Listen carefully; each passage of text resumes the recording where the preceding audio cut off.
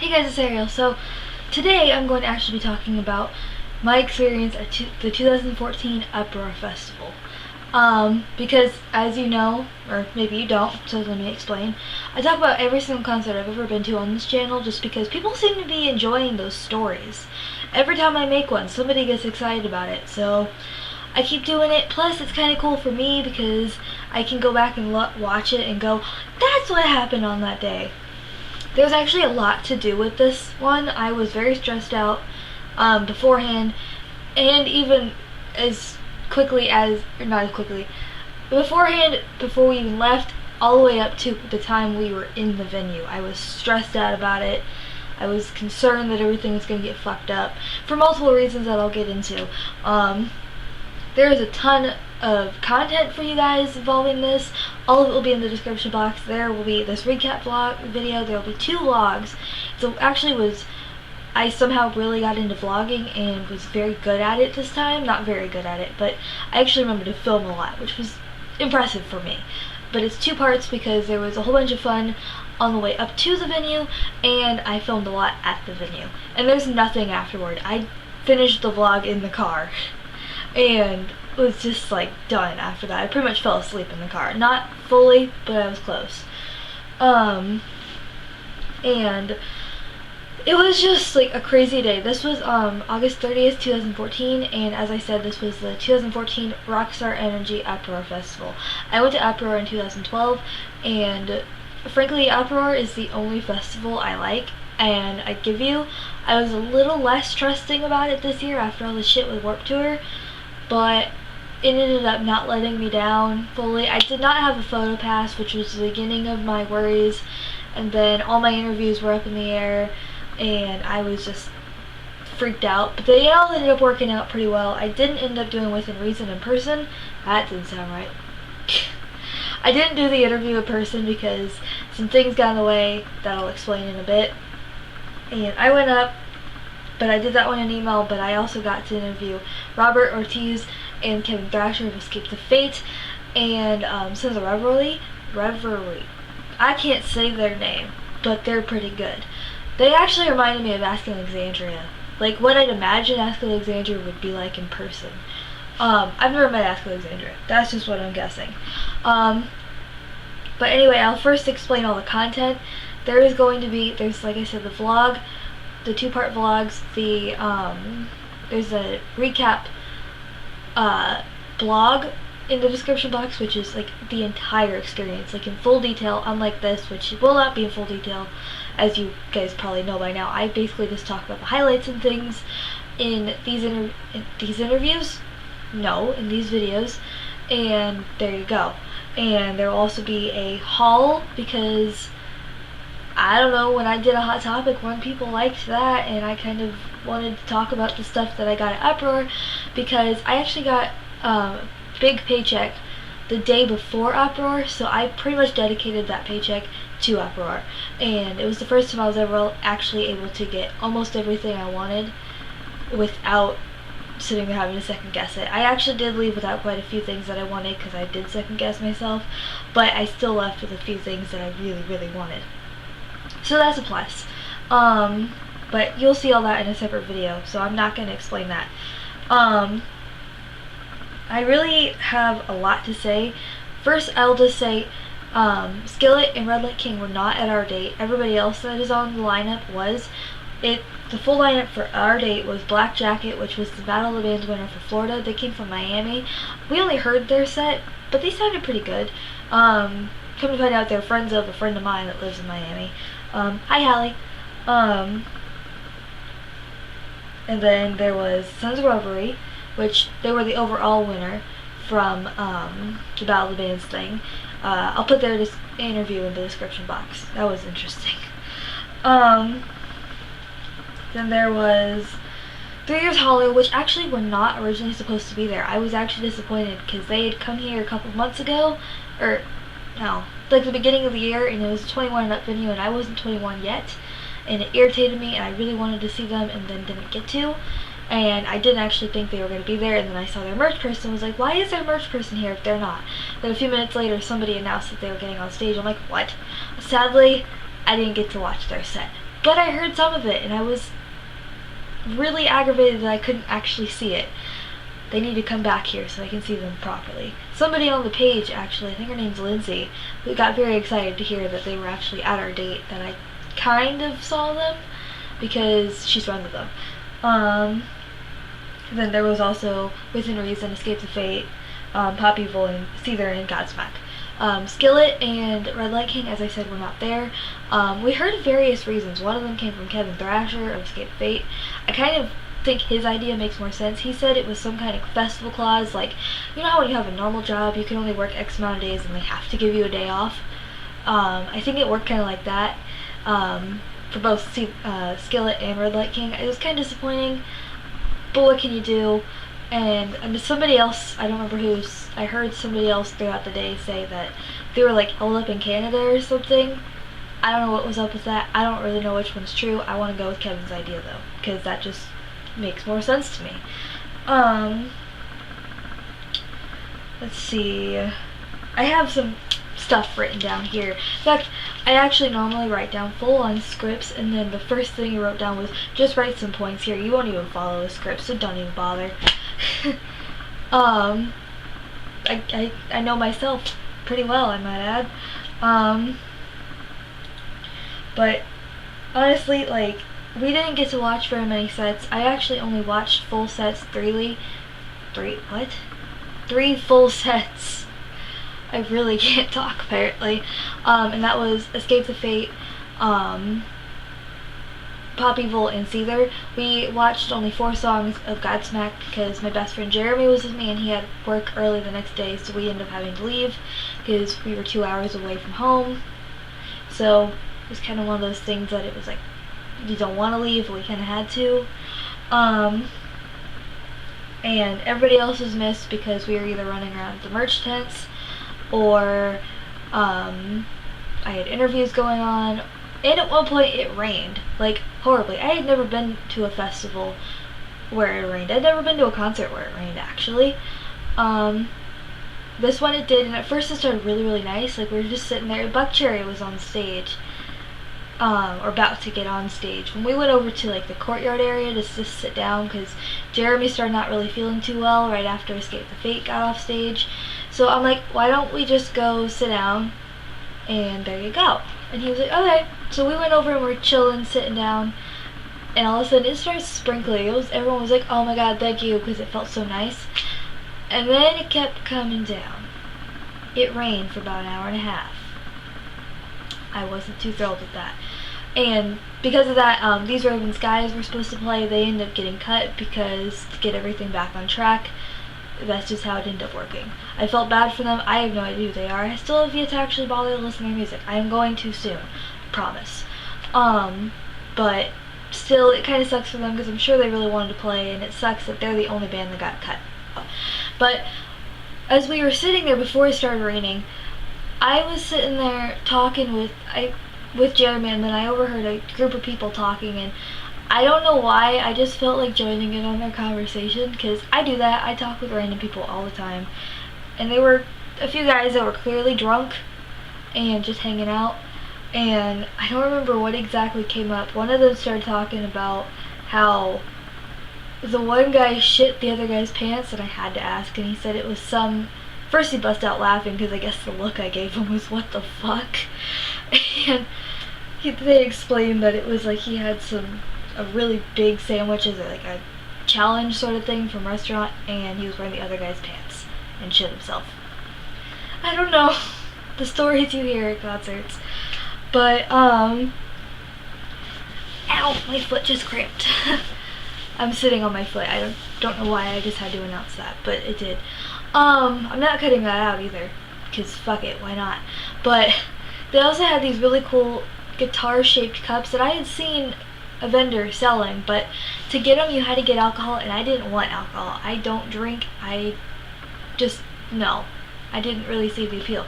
But I wanted the cup, so I asked him, like, hey, how much do you think they would charge me for just the cup? And he was like, probably like $12. So I'm like, fuck. And all of a sudden he like looks down next to him and extends his arm, and he's like, here. I would go get them, but I actually don't know if they're still sitting by the sink or not. I'll have to go look, and I'll include them in the haul video if you want to see them. He's like, here, take it. And I'm like, no, I'm not gonna take your cup. He's like, seriously, if you don't, I'm just gonna throw it away. So I went, okay, sure. And the other guy gave me one for Jeremy that I accidentally brought home with me, so I need to give it to him. What I'm gonna actually use them for, I don't know, because I don't really feel like it was big enough for me to drink out of normally. But I don't know, I'll find something for it. It was free. But we ended up hiding for about an hour, the best we could, under an awning that really didn't protect anything, with it pouring down rain and lightning and thunder, and it started flooding a little bit. People were hiding under the merch tents. It was crazy, and I actually half blamed Buckcherry because it started pouring right as they started Crazy Bitch. I wasn't watching their set at all. I could not see it, but I could hear it kind of from the distance, because it was like you had to walk, like the field was over here, you had to walk all the way over here to where we were, so we just could not see it, but we could hear it. And literally, they had just started Crazy Bitch when it started raining. And I'm like, God damn it. I'm like, you and your crazy bitches. Or something like that. I don't remember. Basically, it was okay for the most part, except I was worried about my camera and my phone. I ended up shoving my phone in Jeremy's pocket, and I was like, I had got a jacket, and I was like kind of glad because I was wearing it, and I also was like holding my camera like underneath my jacket trying to protect it, and eventually ended up shoving it in my backpack very quickly because I hadn't done it before because I wasn't sure if the backpack was keeping everything dry or not, and I didn't want to risk it. But then we realized the backpack was perfectly fine, so we quickly, like, when it stopped raining a little bit, just shoved it in there and we were fine. But, by the way, everything's gonna be out of context. You guys should know me by now. When I tell stories like this, they are out of context. I'm gonna go back over to, the interviews, or all that for a second. When we first got there, when we first got in the car, I had no idea anything. Like, it had been, I thought, set in stone that I was going to be interviewing Escape the Fate at 1:15, which meant it was before the doors even opened.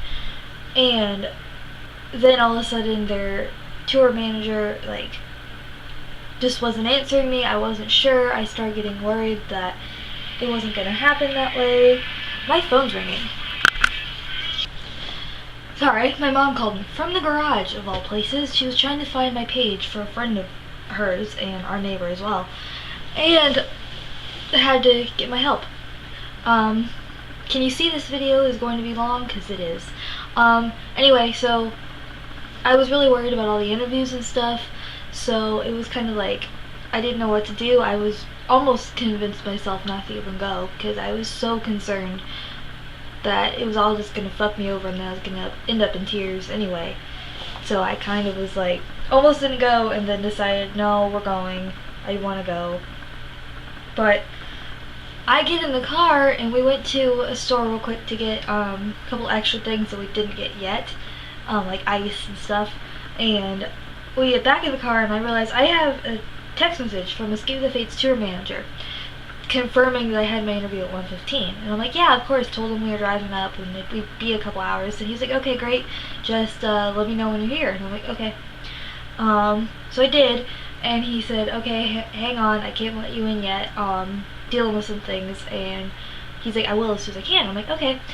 And I asked him if everything was okay because I just got worried of, oh shit, did somebody get hurt? Is somebody sick? Did somebody get lost? Did something get lost? Is the bus broken down? Blah, blah, blah, blah. I thought of all these things. And he was like, no, everything's alright. Just half the band went to the gym. And I'm like, really? Like, half the band went to the gym? Don't they know enough that exercise... Yeah, can't talk all of a sudden. Don't they know it's enough exercise to just go around on stage? He's like, you would think so, but no. He's like, just hang tight. I'm like, okay. And we were hanging out, went and got our tickets, and I told him, okay, we're gonna just go ahead and go inside, keep me updated. And then he was texting me on and off, like, we were doing, like, you know, a little bit of shopping, going around merch tents, getting stuff, seeing what all's there. etc., etc. Kind of getting a feel for the place, because nobody was on stage yet. Then Black Jacket got on. Like I said, they were pretty good from what I could hear.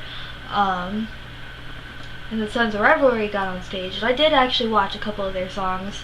Got some pictures, not many, but I got a little bit. And then I was texting their tour manager still, and I was like, okay, so what's up? We're already like 2 hours after the time we were supposed to have. What's going on? And he was like, okay, we have a signing in a little bit. After that, we'll do it. And I'm like, okay. I decided, because I saw the line, I knew what time they were doing the signing because there was a sign about it. I'm like, why don't we just get in the line for this damn signing? And I'm like, because then we know right where they are, and we know that we're somewhere near them. And he's like, okay, that works. Or Jeremy said that. So we're in line and we're talking with some people. We get up there, and I said hi to everybody, and I think I almost had a moment that was like Uproar 2012, where with Deuce, where I scared him and made him think he was in trouble because I asked for the tour manager. Jeremy was talking to Craig, and TJ was sitting next to Craig, so I asked TJ, I'm like, hey, so I have a question. He's like, I don't know if you can hear that, my mom's laughing about something all the way from the garage. I was like, okay, where's your tour manager? I'm like, is that the guy over there? And he's like, yeah, why? He sounded very concerned, like not scared really, like you could tell he didn't think he was in trouble. He just sounded very concerned. I'm like, oh, I just have an interview with you guys, that's all. He's like, oh, okay, cool. And I thought it was really, really cool. Craig actually remembered Jeremy from a month ago. He went to a Dead Rabbit show up in Orlando and talked to Craig, and actually had gotten Craig's permission to come back with me for my interview. So he also had told him that he was going to get an Escape the Fate tattoo, and he did. And I thought it was so cool that Craig remembered him, and then Jeremy moved his sleeve and exposed the tattoo. You guys can see it in the vlog if you're interested. And Craig got genuinely so excited. He's like, oh my god, that's amazing. And he like scrambled to pull out his phone, took a picture, and thanked Jeremy up and down for getting it. He looked just so genuinely happy about it. It made me happy. I was like, I know Craig isn't exactly everybody's favorite person, but you could tell that he genuinely was excited in that moment, and that made me happy. And it was really cool because he like thanked Jeremy, and Jeremy was like, oh, no need to thank me. He was like, you're one of my favorite people, like you're one of my idols, it's okay. He's like, that was why I wanted to do it. And Craig stands up, like half gives him a hug, shakes his hand. He's like, oh my god. He's like, I have to kiss your hand. I think he was joking, and then he did it. And I don't think Craig lost the smile for the rest of the signing, because we went over, like got our autographs and stuff, and I went over and like talked to Jason, their tour manager, and I don't know if I was supposed to say his name, sorry. I don't know his last name, if that helps. But I asked him, I'm like, okay, so do you want us just to like hang out here, or do you want us to come back later? He's like, why don't you just stick here, you can do that, and then we'll just do the interview right afterward. And I'm like, okay. So we decided to just hang out right there. Sons of Revelry was still on, I can't fucking say their name. Revelry. There you go. Was still on stage, so we kind of like listened to their set, because we were so far away at this point I could not hear it. Because like here was the stage, here we were, there was enough people in between, I couldn't see shit. But we're standing there, and Jeremy's like looking at somebody very intently. And I'm like, Jeremy, what? He's like, I think Paige from WWE is here. I don't know what her last name is or anything. I only know who she is because he likes her. And I'm like, he pulls up a picture on his phone. He's like, look at the picture, then look at her. And I'm like, okay, I saw the resemblance, but I'm like, no. She just has to look like her. I'm like, no, you're crazy. And then all of a sudden, she decides to walk over, and then she walks over to him, and she's like, were you staring at me? And I was just sitting there going, oh shit, you just pissed off some girl. So I decided I started to speak up, go, no, sorry, he's just a dumb guy. And he was like, no, it's just, you look like someone. And she's like, look like Paige? And he was like, well, yeah. And then he asked her if she was, because it's like, she didn't hear the conversation. She was far enough away that there was no way in hell she could have heard that. And she was like, yeah. So he ended up getting excited and took a picture with her, and come to find out she was there for Escape to Fate. Robert talked about that in the interview, so again, description box, it'll be in there, of course. I think Jeremy had probably one of the best days of his life because one of his idols remembered him, and he saw her, and he met her. And I was just having a great day because I got one of my dream interviews, and I got to really experience the whole behind the scenes part. And that was new for me. I've never really experienced where I was mostly doing interviews, not watching the sets. And I liked it, but at the same time, like, afterward, I'm like, but I went to a concert and I barely saw anybody play. It's like, that's weird. Like, it's not a bad weird, it's just weird. I don't know. That's new to me, I guess. Because every other show I've ever been to, I haven't really missed anybody's sets for the interviews. Like, I missed sets here and there, but not, like, most of the concert. And I really, to tell you the truth, don't even know why I missed most of the concert, because I guess I wasn't back there that long. But I think some of it was because we were looking at merchandise as well. I don't know. I can't explain it, but it was still fun. But